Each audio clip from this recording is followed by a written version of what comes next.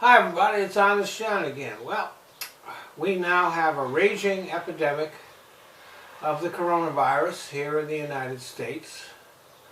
The numbers have skyrocketed into the thousands.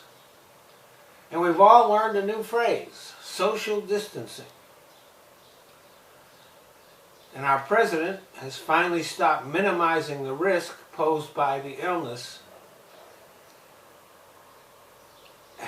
And the epidemic has now been accompanied by an economic crisis as American businesses grind to a halt. But let's take a minute to remember how we got here. Now, at a time like this, there are people who will say, this is no time to be pointing fingers. There's plenty of blame to go around. And things like that. But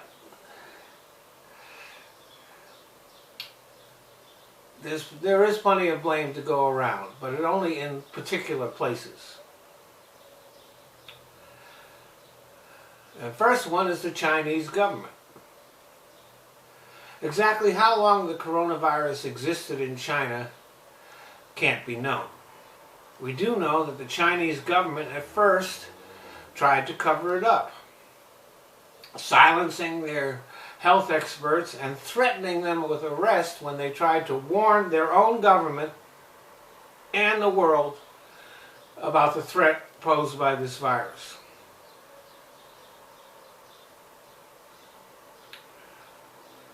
But as the disease spread, it eventually became impossible for the Chinese to ignore it. And they then began implementing drastic measures, including the lockdown of Wuhan City, a city of 7 million people. Now, so there's no doubt the Chinese government deserves all kinds of blame for this. Xi Jinping should be made to step down, but in a dictatorship, doesn't matter what you do, you can continue in office because you control everything. Now there is a possibility that he might become so unpopular he has to be let go, but there's no sign of that at this point. But that's how he will be remembered in history, as the guy who let this disease get out of control. Now, isolated cases of the virus began turning up in other countries. It wasn't too long before there were 20 countries with coronavirus in it. And here in America, disease experts began warning Donald Trump and his administration that the coronavirus was going to reach the U.S. no matter what we did, and that we'd better get ready for it. Now, we did have a very good example of what to do to prepare and protect against the coronavirus in South Korea, which implemented social distancing right away and manufactured hundreds of thousands of test kits and protective masks too. And they isolated people who tested positive for the disease. And as a result of their efforts, South Korea is now returning back to a state of normalcy. But Trump chose to ignore the advice of the health professionals and the example set by South Korea. He did ban travel to China, but this was long after the disease had already gotten here, even though we didn't know it.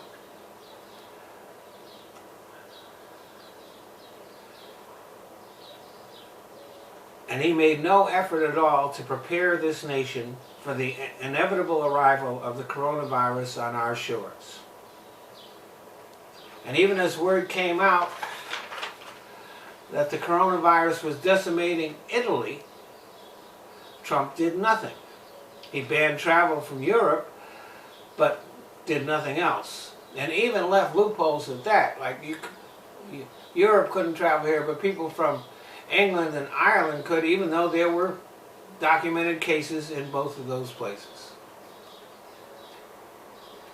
But Trump has business interests there, and that always comes first.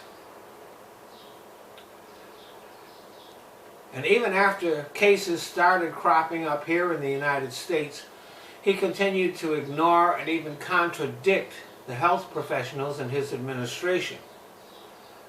As a result, there was no action by our government, no attempts to ramp up the manufacture of test kits, no attempt to increase the production of respirators and other protective equipment.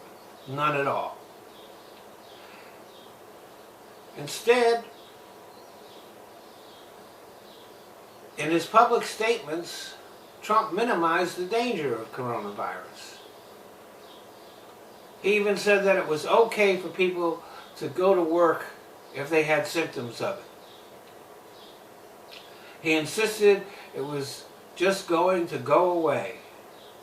He said the numbers were going down, even though there was no evidence of that.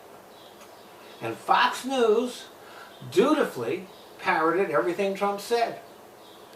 As a result, Trump supporters and Fox News watchers have the same attitude about coronavirus that Trump does, and have not been protecting themselves.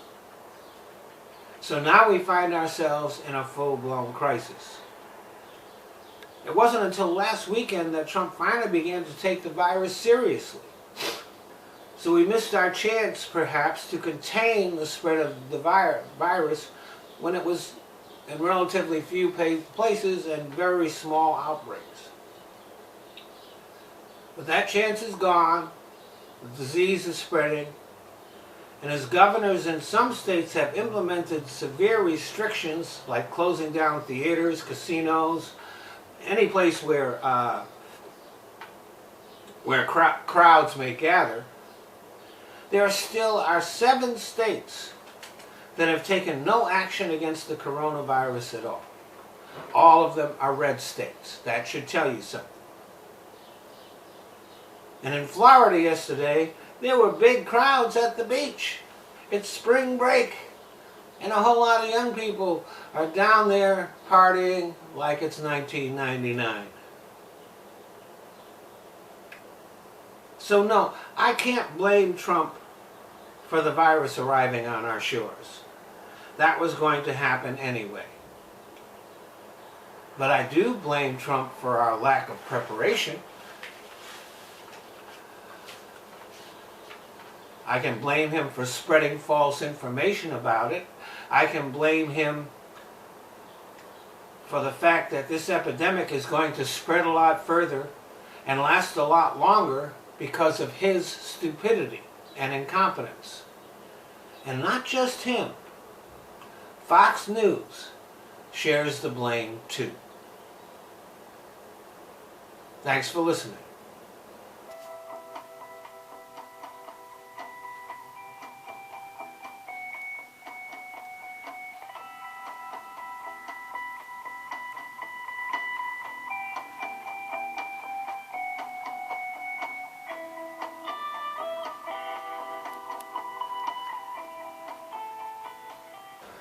Well, I want to thank you all for watching my videos. But there are certain changes that Google has made to YouTube, which, since I'm a smaller channel, means that I can't monetize my videos. So I found places where I can. So instead of watching my videos here on YouTube, I'd appreciate it if you go either to Patreon or to Top Buzz.